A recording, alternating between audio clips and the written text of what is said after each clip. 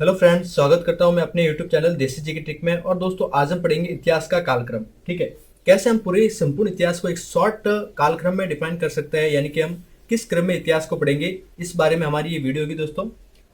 और इतिहास के बारे में हम सारी जो वीडियो है वो डिटेल में बढ़ाएंगे दोस्तों। तो ये मैंने एक टाइम लाइन ड्रॉ की है, जिसमें यहाँ पर मैं जीरो को डिफाइन करूंगा, जो कि ईसा मसीह का जो जन्म है उसको डिफाइन करता है। ठीक है, जीरो। और ये जो समय है वो है बीसी, यानी कि ईसा मसीह के जन्म से पूर्व का समय। और ये अपना एडी, और ये अपना 2022। ठीक है, जो आज हम 2022 में वीडियो बना रहे हैं।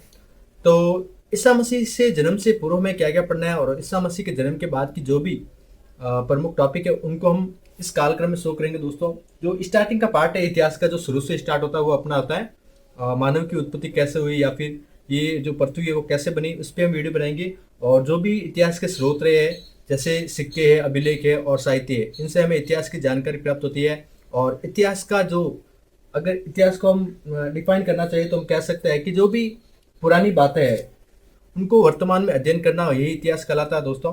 तो सबसे पहले हम पढ़ेंगे दोस्तों पाषाण काल को। ठीक है, जो ये पाषाण काल है, ये समय माना जाता है लगभग 23 लाख ईसा पूर्व से 1000 ईसा पूर्व तक का। ठीक है, ये टाइम पीरियड है वो पाषाण काल का माना जाता है दोस्तों। और इसके इसको भी, पाषाण काल को भी हम तीन भाग में डिवाइड कर सकते हैं। एक तो अपना निम्न पाषाण काल, दूसरा है मध्य पाषाण काल, और तीसरा है उच्च पाषाण काल। और इसमें हम निम्न पाषाण कालों को भी तीन भागों में डिवाइड करेंगे, जो कि हमारे डिटेल वीडियो में उनको पढ़ेंगे दोस्तों। और इनका जो टाइम पीरियड है आप वो जनरली याद कर लें। और इसके बाद है वो है सिंधु घाटी सभ्यता।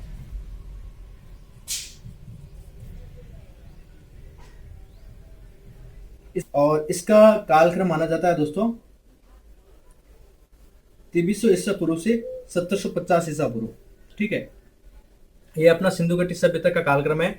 और इसके बाद हम पढ़ेंगे वैदिक काल।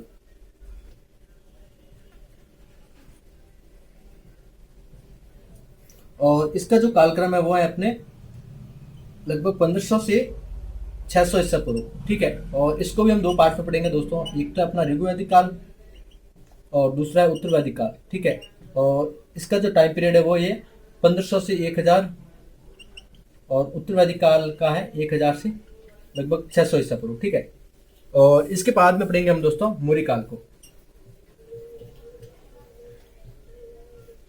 मौर्य काल का टाइम पीरियड आपको याद रखना है, क्योंकि ये जो है डायरेक्ट पूछ सकते हैं। 323 ईसा पूर्व में जो स्टार्ट हुआ था, और इसका जो टाइम पीरियड है वो टोटल है 323 से 184 ईसा पूर्व।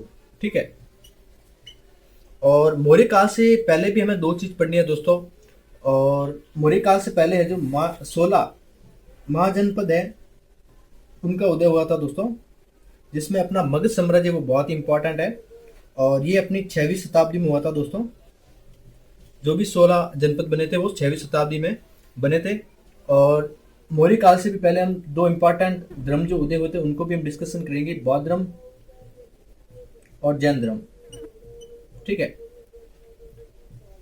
और मौर्य काल के बाद में पढ़ेंगे दोस्तों मौर्योत्तर काल। ये भी बहुत ही इंपॉर्टेंट है, क्योंकि मौर्य काल का जो भी पतन हुआ उसके बाद कैसे विदेशों ने आक्रमण किया और भारत पर राज किया, वो अपना माना जाता है मौर्योत्तर काल में। और इसमें जो भी शक शासक है, यवन है और कुषाण है, इसका काल बहुत ही इंपॉर्टेंट माना जाता है, क्योंकि कुषाण ने भी,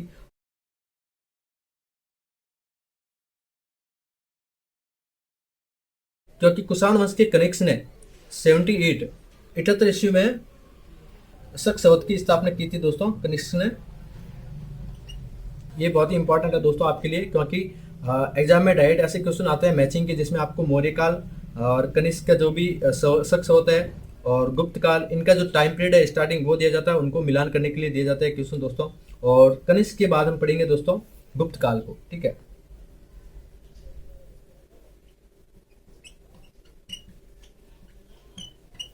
गुप्त काल का भी टाइम पीरियड बहुत ही इंपॉर्टेंट है दोस्तों आपके लिए। और ये है 240 से 550 ईस्वी। ठीक है, और इसके बाद दोस्तों हम मध्य भारत काल के, मध्यकालीन भारत को पढ़ेंगे दोस्तों।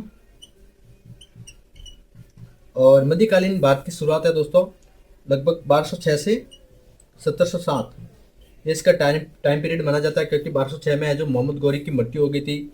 और हम चाहे तो मध्यकालीन भारत से अपने जो भी मुस्लिम आक्रमण झेले हैं भारत ने, उनके बारे में पढ़ेंगे दोस्तों। जैसे 1207 में 712 ईस्वी में पहला अरब शासक मोहम्मद बिन कासिम ने भारत पर आक्रमण किया था। और इसके बाद दोस्तों मोहम्मद गजनवी ने 1001 से 1000 लगभग 27 तक भारत पर लगभग 17 आक्रमण किए थे। और उसके बाद में गौरी आया, और गौरी के सेनापति ने ही कुतुबुद्दीन ऐबक ने 1206 में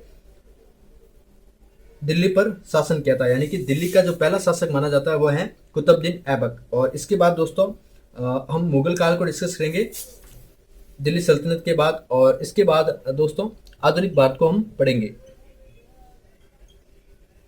और आधुनिक भारत का जो टाइम पीरियड है वो 1760 से 1947 तक माना जाता है। ठीक है, तो ये पूरा जो वीडियो है ये शॉर्ट फॉर्म में आपको दिखाया गया है कि हमें इतिहास को कैसे पढ़ना है। ठीक है, हमें इतिहास को एक क्रम वाइज पढ़ना है, जिससे हमें इतिहास को समझने में आसानी हो दोस्तों।